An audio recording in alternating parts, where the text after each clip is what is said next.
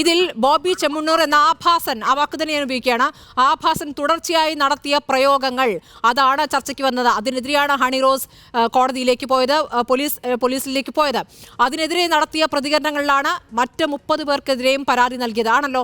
അപ്പോൾ ആ ഘട്ടത്തിൽ ആ വിഷയം ചർച്ച ചെയ്യുമ്പോൾ ബോബി ചെമ്മണ്ണൂർ ഏതായാലും അങ്ങനെ ബോബി ചെമ്മണ്ണൂരിന് പിന്തുണ നൽകുന്ന കുറെ ആളുകളുണ്ട്, അത് അവിടെ നിർത്തി ഉടനെ ഹണി റോസിന്റെ വസ്ത്രത്തിലേക്ക് പോവുകയാണ്. അതെങ്ങനെയാണ് ശരിയാവുക? പെട്ടെന്ന് രണ്ട് കാര്യങ്ങൾ. ഇപ്പോ ചില ആൾക്കാർ നമ്മുടെ ബോച്ചയെ ആഭാസൻ എന്ന് വിളിക്കുന്നു. കോടതി കുറ്റക്കാരെന്ന് കാണുന്നതിന് മുമ്പ് അവർ വിളിക്കുന്നത് എന്താണ്? അവരുടെ ആവിഷ്കാര സ്വാതന്ത്ര്യമാണ്, നമുക്ക് അതിനെ കുറ്റം പറയാൻ കഴിയില്ല. പക്ഷെ ഹണി റോസ് റേസ് ചെയ്തൊരു പ്രധാനപ്പെട്ട പോയിന്റ് ഉണ്ട്, സംഘടിതമായി ഓർഗനൈസ്ഡ് PR മറ്റ് ചെയ്തു എന്ന്. അങ്ങനെ ഒരാളോടെങ്കിലും ഞാൻ എന്തെങ്കിലും പറഞ്ഞിട്ടുണ്ടെന്ന് എവിടെങ്കിലും തെളിയിക്കുകയാണെങ്കിൽ എന്റെ പൊതുജീവനം അവസാനിപ്പിക്കാനും തയ്യാറാണ്, ജയിലിൽ വിടണം.